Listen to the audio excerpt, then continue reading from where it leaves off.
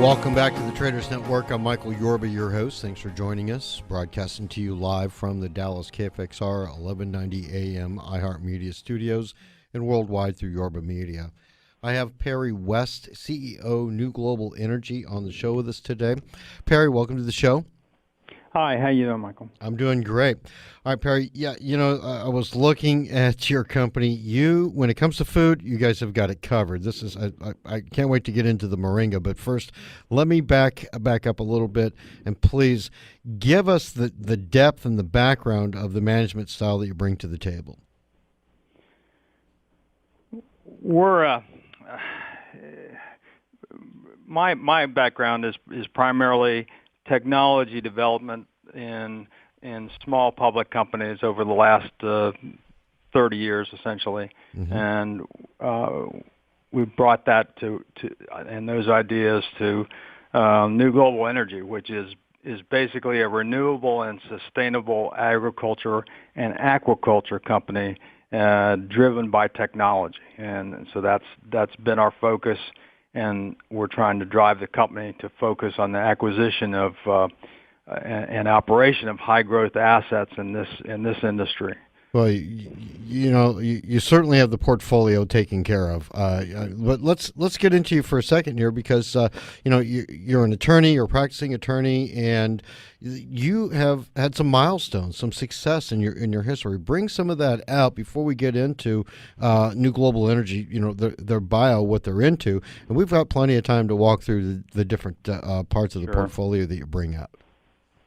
Well, I've had some experience in a number of areas, technology related and natural resource related.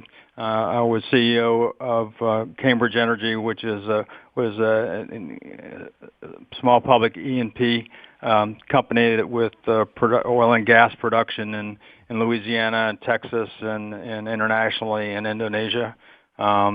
I've been the CEO of Interactive Technologies, which was an interactive digital media company. That was a NASDAQ company that was listed on NASDAQ.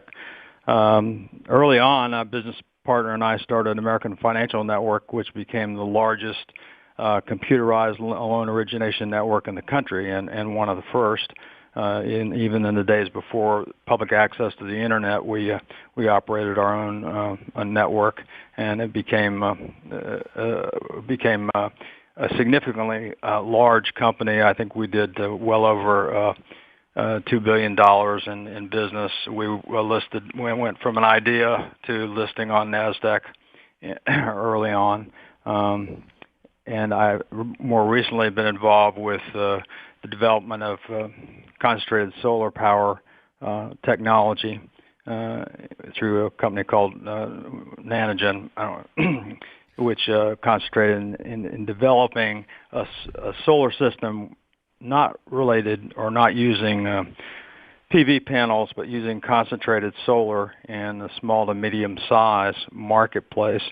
And I've brought some of that to New Global, which we expect to apply as we go along in the different acquisition of different properties. But those are some of the areas of background that may be of some interest and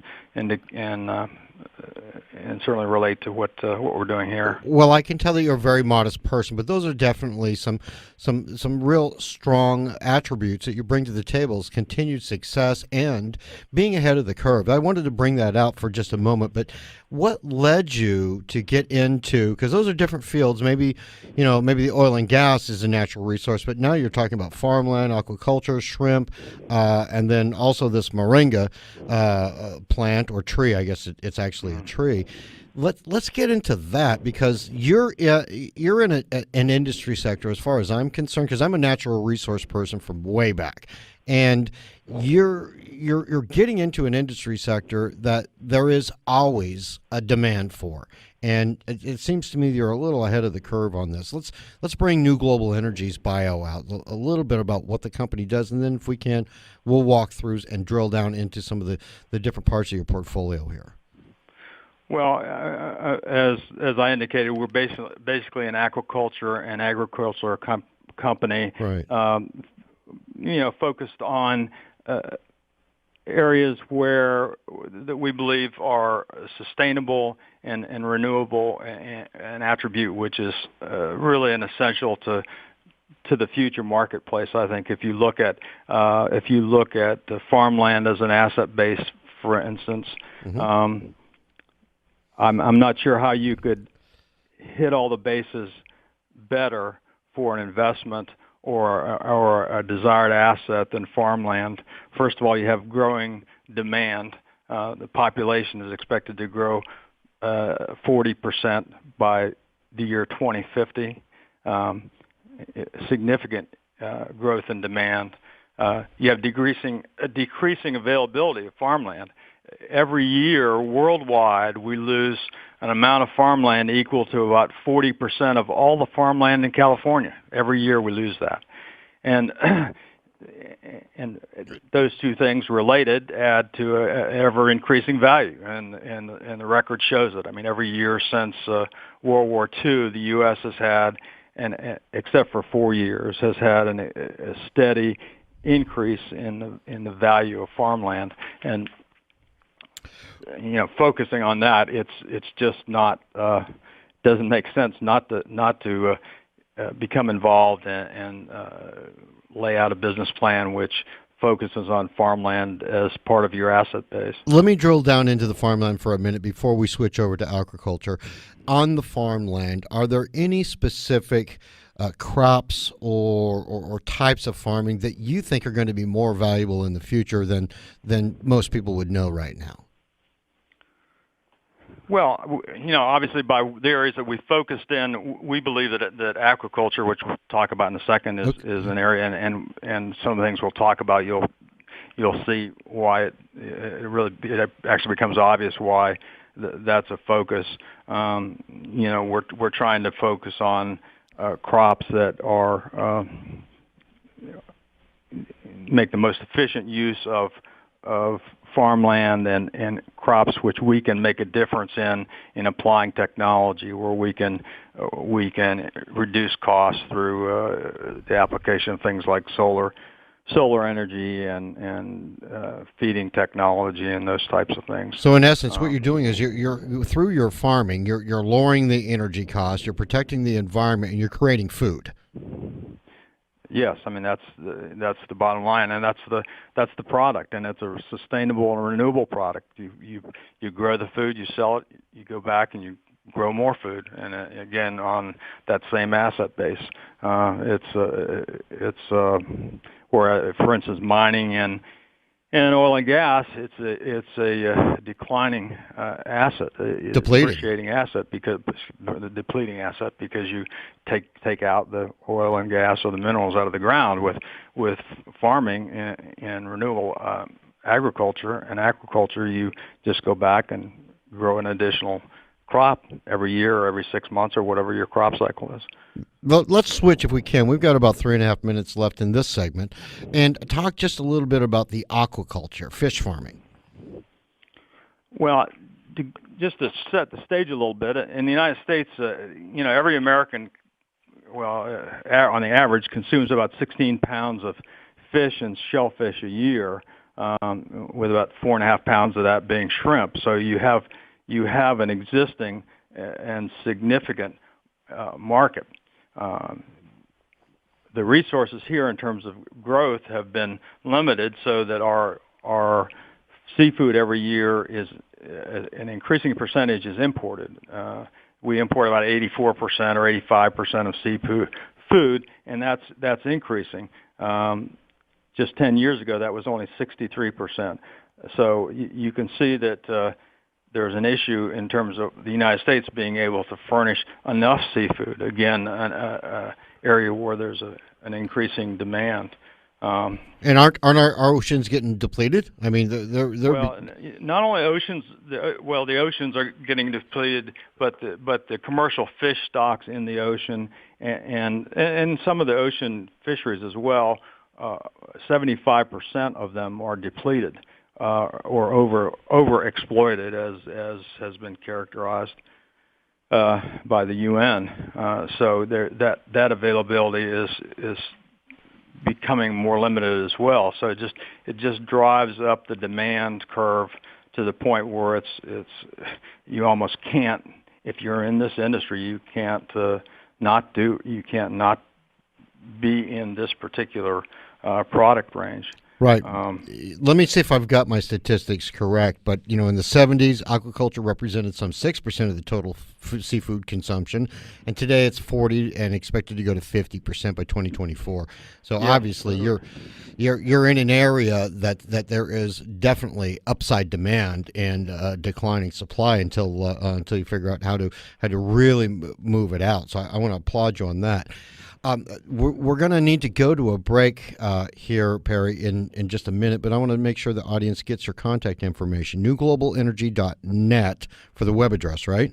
That's correct, yeah. All right, and OTC bulletin board, NGEY for the symbol? Right. All right, perfect. And then let me make sure I've got this correct also. For anybody who wants to talk to, say, investor relations or somebody else within your company, 877-843-4081. Did I get that correct? That's right. Mm-hmm. All right. Well, Perry, let's take a small break, a couple of minutes. And on the other side of this break, if we can, I want to drill down into what's going on in the shrimp industry and what's happening with the moringa plant. It's a tree, right? Right. All right. Because that one, I started off the show with, that one is really surprising when you got to look at your company and you're working with that. So we'll just take a little break and we'll be right back. All right, Perry? Okay, good. All right, thank you. This is Perry D. West, CEO, New Global Energy.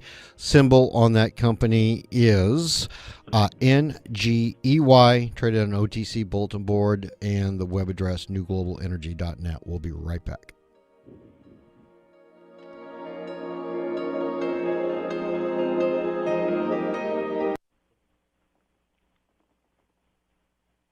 Call Big D Cat's Catamarans for fun corporate events and private parties. Come celebrate with your special clients and build your team. Bring up to 85 of your clients and friends for dinner and dancing on the yacht just minutes away from your office at Pier 121 Marina on Lake Louisville. Come sailing, golfing, target shooting for a fun yet elegant evening and cruise.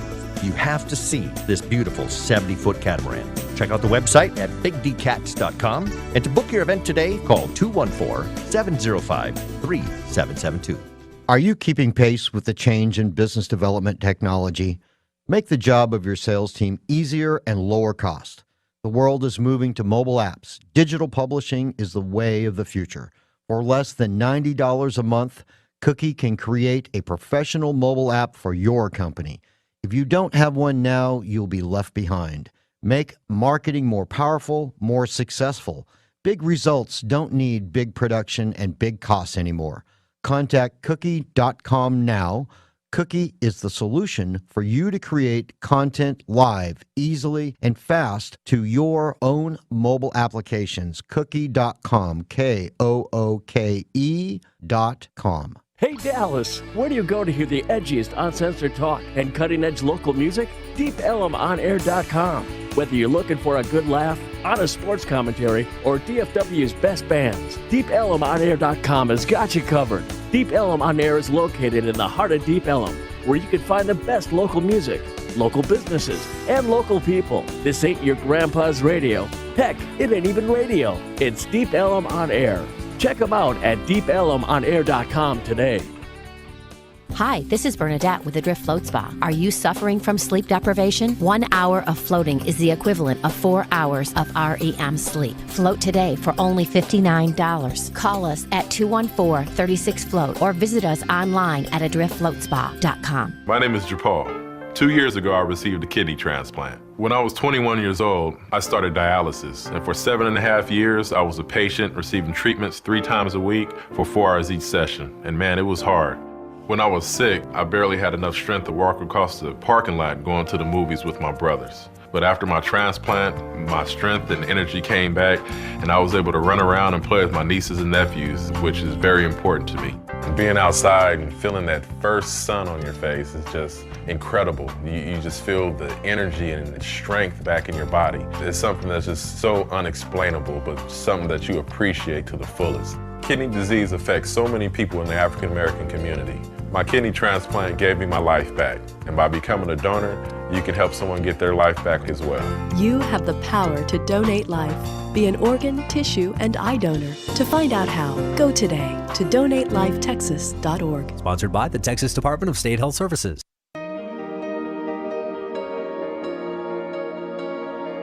Welcome back to the Traders Network. I'm Michael Yorba, your host, broadcasting to you live from the Dallas KFXR 1190 AM iHeart Media Studios and worldwide through yorbamedia.com. I'm joined on the show with Perry D. West, CEO, New Global Energy.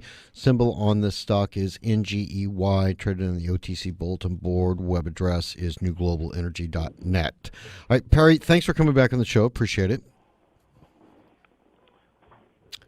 I'm glad to be here, Michael. Thank you.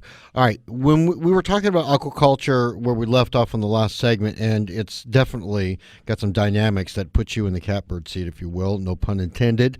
But the shrimp market, after going through some of the information that you provide to the public, this is amazing stuff. A new disease ravaging shrimp farms around the world. Bring us up to speed on this. Well, it's a virus that has been just pervasive. Primarily, the primary shrimp raising areas are in China and Asia, and those areas over the last several years have been struck by a virus which has just ravaged really more than 40% of their crops, and it has reduced. Likewise reduce the availability when at the same time demand in this country is increasing. Yeah, what is it? Early mortality syndrome, right? EMS, you're right. Early mortality syndrome. Right. Now, this has been around since 2009. Then it went to Vietnam. How is this, affecting their exportation? I mean, what percentage decline in the crop are we looking at, if that's a proper term? You're looking overall at a 40% decline in the entire shrimp production. Whoa. And a shrimp production that was at about even demand. So I mean, that increases the scarcity by a factor of 40%. It drives you to that area.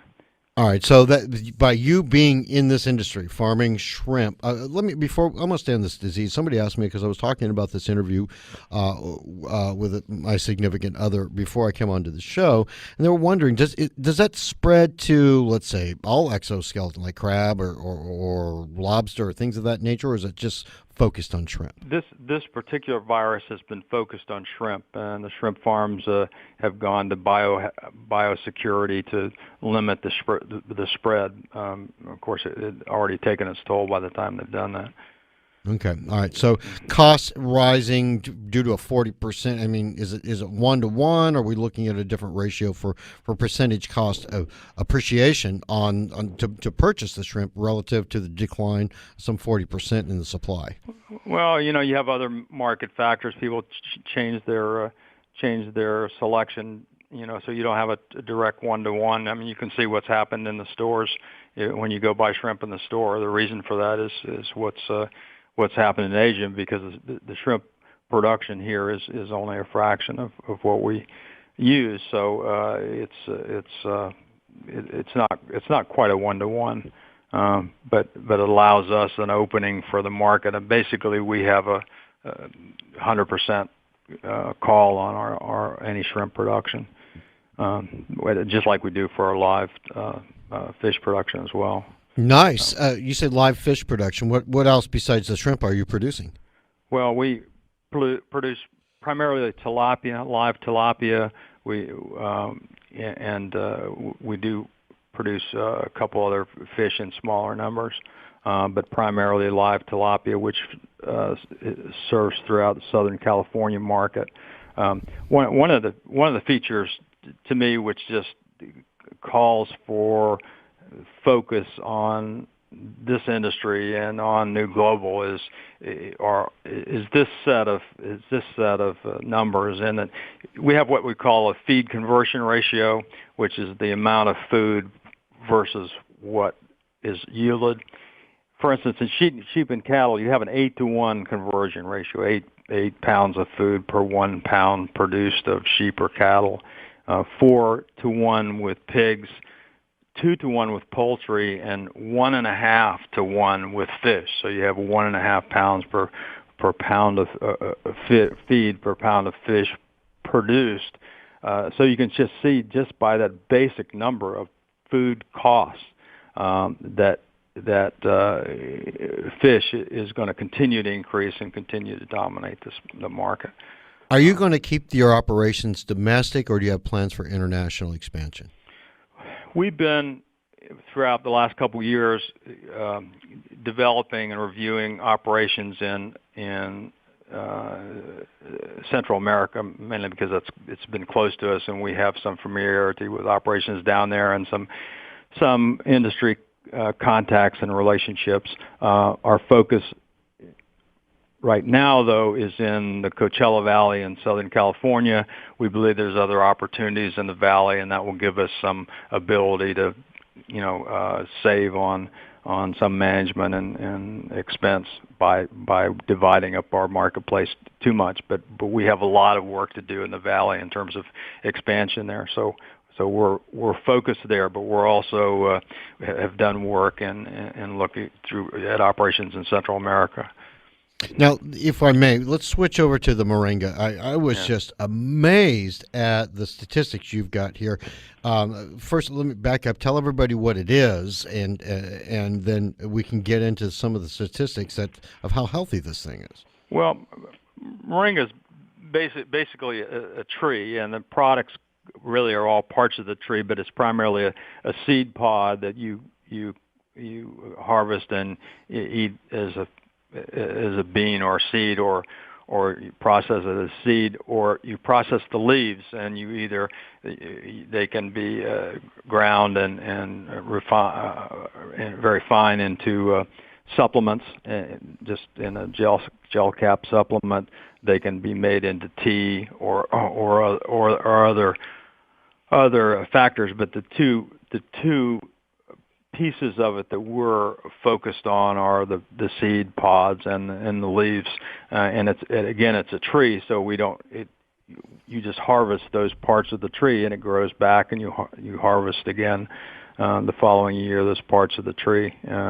But as you said, it's really exciting when you look at what this food does. By the way, we do use some of this for fish food as well, supplements for our fish as well. But it's a supplement for humans, which has some of the numbers you were talking about. Has twice the protein of yogurt, 3 times the potassium of bananas, 4 times the calcium of milk, 4 times the vitamin A of carrots, 7 times the vitamin C of oranges, and 25 times the iron of spinach. It's really a superfood, and it's just really getting started. We have done some work with this in Central America, and now we've planted a significant planting in our farm in the Coachella Valley. Now, I don't know if I've got the right plant or the right tree, but from my understanding, if I'm correct me if I'm wrong, but this tree grows very fast. Yes. I mean, you expect to do at least a crop a year. It may be a year to 2 years initial growth cycle, but it's you have a tree, which is again a sustainable product in that you don't use up the tree, you just use the leaves and the seed pods grown on the tree. Wow, that's amazing stuff. I really appreciate you taking the time to come to the show with us today.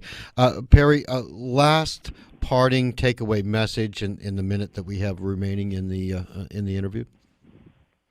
Well, there's so many things to talk about. It's hard to focus in on it, but I think that I just want to let people understand that our our focus is to bring technology to this marketplace and to maximize output and to maximize, hopefully, a profit that people will see from our company. That's what we expect. With the margins that you just mentioned, I don't see how you could not have superior results for all of the investors, let alone provide, an answer to a depleting source that's out there for everybody. My hat's off to you, Perry. I want to thank you so much for being on the show.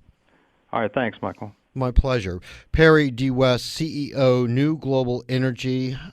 Web address, newglobalenergy.net. Symbol on this stock, NGEY, traded on the OTC Bulletin Board. And special thanks to 1-800-publicrelations.com for all their PR and media support. We'll be back again with more great content just for you. Thanks for joining.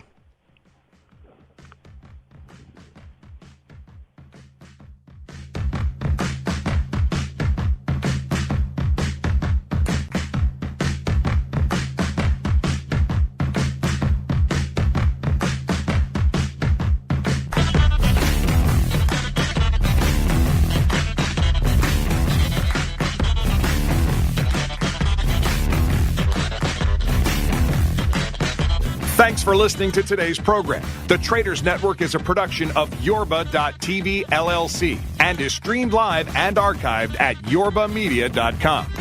We invite you to listen live, join in the conversation real time, and link to the Traders Network on the Yorba Media website. All opinions in this show are that of the presenters or their guests, and not of this station's owners or management. These opinions are for educational purposes only and should not be interpreted as investment or financial advice. All investments involve risk, and past performance is not indicative of future results. Tune into the Traders Network every Monday through Friday afternoon here on 1190 AM.